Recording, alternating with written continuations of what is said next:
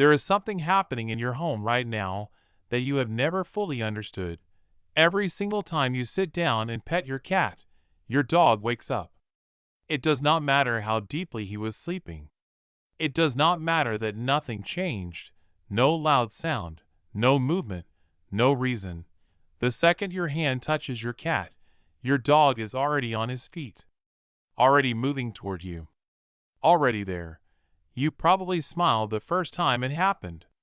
You probably thought, he just wants attention too. He is being cute. He is being your dog. But here is what nobody told you.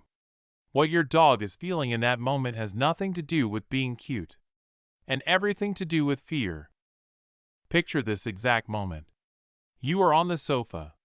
Your cat has jumped up, settled into your lap, and you are absently stroking her. It is quiet. It feels peaceful.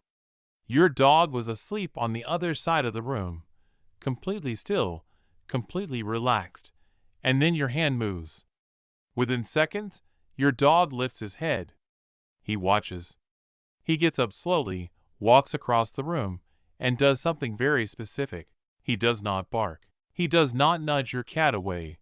He simply comes and places his head directly under your hand, between you and your cat, quietly, deliberately, like he was making a point. You probably moved your hand to pet him too. Problem solved, you thought. But the problem was never what you thought it was. Most people assume this is jealousy. And that makes sense. It looks like jealousy. It feels like jealousy. Your dog sees your cat getting something, and he wants it too. Simple. Except animal behavior science tells us something completely different. And once you understand it, you will never look at that moment the same way again. Your dog does not experience your affection the way you think he does. To you, petting your cat is just petting your cat, a small, warm, casual thing. To your dog, your physical affection is not just a feeling. It is a resource. It works in his mind the same way food works, the same way his sleeping spot works, the same way territory works. Resources can be owned, resources can be lost, and resources can be taken. The moment your cat settles into your lap and receives your touch, your dog's brain does not register. They are being affectionate. His brain registers something closer to. Something that belongs to me is being used by someone else. And what he does next, that slow, quiet walk across the room, that deliberate placement of his head under your hand, that is not him asking for love. That is him performing what behavioral psychologists call a silent claim. He is not being sweet. He is reclaiming what his mind has already decided is his. But here is what most people miss entirely. This behavior is not aggression. It is not dominance. It is anxiety. Pure, quiet, invisible anxiety. Your dog is not trying to win.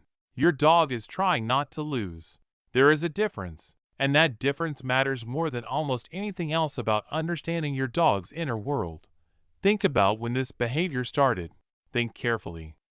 Because almost every owner who notices this pattern realizes, when they actually trace it back, that it began the day the cat arrived, or sometime shortly after, not because your dog decided to compete, but because something changed in the emotional landscape of your home. And your dog felt it before you did. Before your cat came, your affection had one destination. Your touch, your attention, your presence, it all went one place. Your dog had learned the rhythm of that. He trusted it. He had built a kind of internal security around it. And then the rhythm changed. Your dog is sitting at your feet. Your cat is settled in your lap, eyes half closed, completely at ease. Your hand is moving slowly through your cat's fur.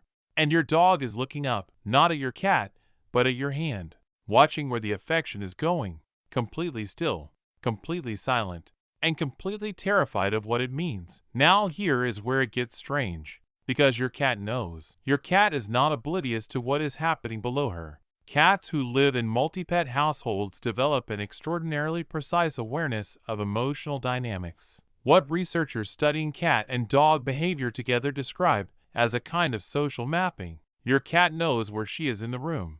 She knows where your dog is. And she knows what your dog is feeling. Watch her the next time this happens. Really watch. Because there is a moment, brief, easy to miss, where your cat's body does something very small and very deliberate. Her tail moves differently. Her ears angle just slightly toward your dog. She is not reacting to you. She is reacting to him. And what is she doing? She is checking the perimeter. She is confirming what she already suspected, that she has the position, and he does not, and she knows it. This is not malicious. Your cat is not scheming, but she is aware. And that awareness is its own kind of signal back to your dog, a confirmation of exactly what he feared. This is the moment the triangle becomes real. You in the middle, your hand moving, your dog watching from below, your cat aware of all of it. 3 emotional experiences happening at the same time, in the same room, none of them visible to the naked eye. All of them completely real. We have talked about what your dog feels in this moment, and what your cat knows. But there is one more layer to this. It is the one that tends to stay with people longest after they watch this video. That part is about you. And it is coming in just a moment, because here is the question that nobody asks. What does your dog's anxiety do to the space between your cat and your dog when you are not there? If your dog feels that your affection is a resource he can lose, what does that create over time? What does repeated anxiety, repeated reclaiming, repeated silent competition do to the way your 2 pets see each other when you are out of the room? The answer is not what most people expect. It creates distance, not aggression, not open conflict, just a slow, quiet, consistent distance. Your cat learns that when your dog is near you, something shifts. Your dog learns that when your cat is near you, something shifts. And over time, both of them start organizing their lives around you, around your movements, your attention, your touch, in ways you never asked them to. You became the center of a dynamic you did not design. And both of your pets are navigating it every single day. Here is what this really means for you. And this is the part that tends to hit people hardest. Your dog was never being annoying in those moments. He was never trying to interrupt. He was not being demanding or clingy or dramatic. He was a living creature who had built his emotional security around your presence, and who felt that security shifting in real time, and did the only thing he knew how to do. He came back to you. That is not a behavior problem. That is attachment. That is what it looks like when an animal loves you and does not have the words to tell you that something feels different and frightening. And your cat who sat calmly, who seemed unbothered, who appeared to be simply enjoying a quiet moment, she was reading the room in a way that most humans never could. She knew the weight of that moment. She felt the tension. She just responded to it differently. 2 animals, 2 completely different emotional languages, both of them speaking at the same time, both of them saying something real, and you, sitting in the middle of it, thinking it was just a peaceful evening at home. The next time your dog gets up the moment you reach for your cat, do not move your hand away. Do not immediately redirect to him. Just pause for a second and look at his face. Not at what he is doing, at what he is feeling. Because it is written there clearly. If you know what you are looking for now, that is not jealousy. That is not neediness. That is a creature who is quietly, deeply afraid of losing the most important thing in his world. And maybe that is something you understand better than you think. So tell me in the comments, when your dog does this, what did you always think he was feeling? And now that you know what it actually is, does it change anything? I would genuinely love to know.